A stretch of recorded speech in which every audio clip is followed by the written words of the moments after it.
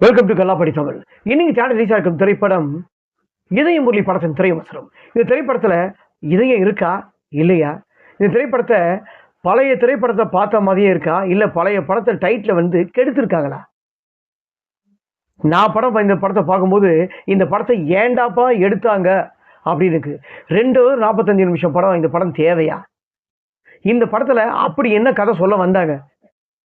இந்த திரைப்படத்தோட கதையை முழுசா பார்க்கறதுக்கு முன்னாடி கல்லாப்படி தமிழ் யூடியூப் சேனல் மறக்காம சப்ஸ்கிரைப் பண்ணுறேங்க, லைக் பண்ணுறேங்க, ஷேர் பண்ணுறேங்க. வாங்க பார்ப்போம்.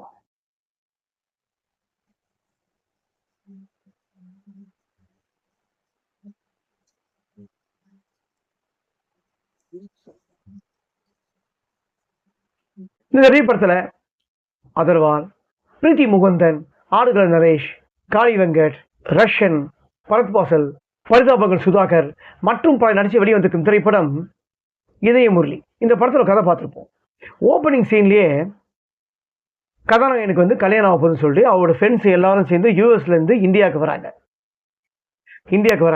அந்த இந்தியாவில் வந்து பார்க்கும்போது அந்த உள்ளே வந்து ஃப்ளைட்டில் வந்து யாரும் தமிழ் பேசுகிற ஆள் யாருமே இல்லை.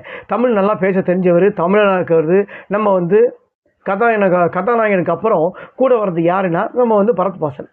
அவர்கிட்ட எப்படியாவது வந்து பேசணும், நம்மளோட கதையை யார்கிட்டவாது சொல்லணும் அப்படின்னு சொல்லி இது பண்ணுறாங்க. அவர் ரொம்ப எனக்கு எதுக்குப்பா உன் கதையை தெரிஞ்சுக்கணும் அப்படின்னு சொல்லும்போது அவரை எப்படியாவது கம்பல் பண்ணி தெரிய வச்சு இவங்க கதாநாயகனோட கதையை கேட்டே ஆகணும், ஒரு சூப்பரான லவ் ஸ்டோரிங்க அப்படின்னு சொல்லி அவர் கதையை கேட்க வைக்கிறாங்க.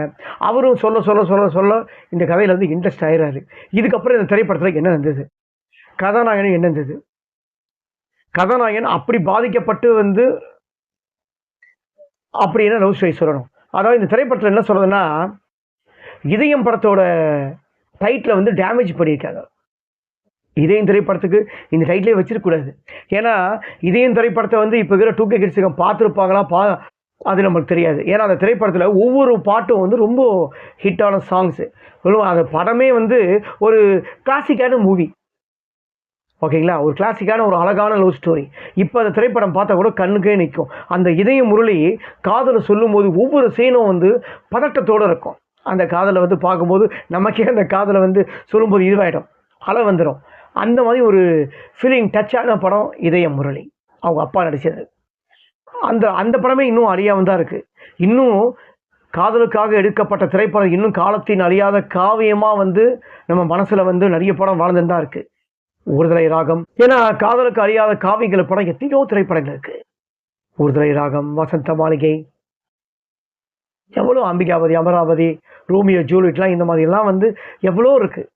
அனார்கலி சலீம், அந்த மாதிரி திரைப்படத்தோட டைட்டிலில் வச்சு டேமேஜ் பண்ணிட்டாங்க.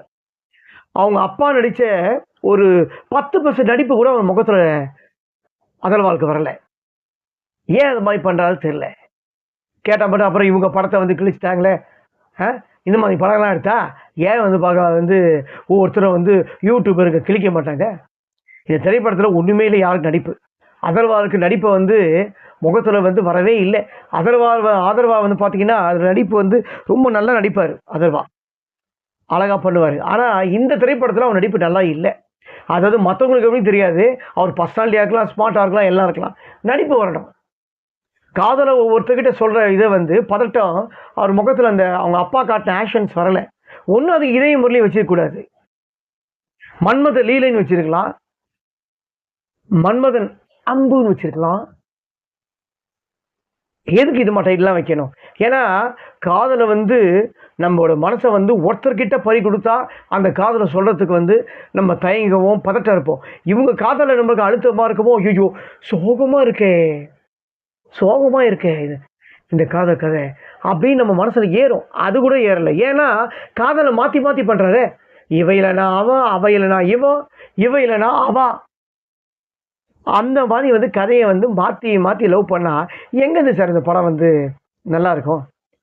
2K கிட்ஸுக்கு நிறைய திரைப்படத்தை பார்க்காத திடீர்னு பசங்க கிட்ட எடுத்துகிட்டு போய் திடீர்னு காட்டினா ஏதாவது எடுத்து நிற்க வச்சு அப்படி சூப்பர் அப்படின்னு அந்த மாதிரி தான் சில பேருக்கு பிடிக்கலாம். என்ன ஒன்று திரைப்படத்தில் வந்து இசை தமன் நல்லா பண்ணியிருக்காரு, ரொம்ப அழகான இசை. சாங்ஸ் ஆகட்டும், சாங்ஸ் வந்து நம்ம கேட்கவும் நல்லா இல்லை. படத்தில் ஒவ்வொரு சாங்கும் பார்க்கும்போது தமிழோட இசை வந்து ரொம்ப பிரமாதமாக இருக்குது. பேக்வர்டு பிஜிபி ஆகட்டும், அதே மாதிரி திரைப்படத்தோட வந்து சினிமா ஃபோட்டோகிராஃபர், அதாவது என்ன சொல்கிறேன்னா சினிமா ஃபோட்டோகிராஃபர் இந்த திரைப்படத்துக்கு வந்து 2 பேர் பண்ணியிருக்காங்க. ஸோ 2 பேர் சினிமா ஃபோட்டோகிராஃபர் ரொம்ப வந்து அழகாக பண்ணியிருக்காங்க. எடுத்துருக்க லொக்கேஷன்ஸ்லாம் நல்லாவே இருக்குது. யூஎஸில் போய் நிறைய சீன்ஸுக்கு எடுத்திருக்காங்க. நியூயார்க், மதுரை, திருச்சி, இந்த மாதிரி ஏகப்பட்ட சீன்ஸுக்கு நல்லா காட்டியிருக்காங்க. ஸோ அந்த விஷுவலாக பார்க்கும்போது சினிமா ஃபோட்டோகிராஃபர் ரொம்ப அழகாக நல்லா ஒர்க் பண்ணியிருக்காரு 2 பேருமே. அதே மாதிரி இந்த திரைப்படத்தோட வந்து என்ன சொல்கிறது, ரைட்டர், டைரக்டர் அண்ட் ப்ரொடியூசர் எல்லாமே வந்து ஆகாஷ் பாஸ்கரன் அவர் தான் பண்ணியிருக்காரு. என்னத்தை டைரக்டர் பண்ணாரோ, இவ்வளோ லொக்கேஷன்ஸை கோடிக்கணக்கில் செலவு பண்ணி எடுத்து படத்தை எடுத்து கொட்டுறாங்க. நல்ல கதையாக எடுக்கலை, ஹீரோங்களுக்காக எடுக்காம உங்களுக்காக எடுங்க, கதையை நம்பி எடுங்க. ஓகேங்களா? என்னை பொறுத்த வரைக்கும் இந்த திரைப்படம் வந்து தனிப்பட்ட முறையில் என்னோட கருத்து சார்.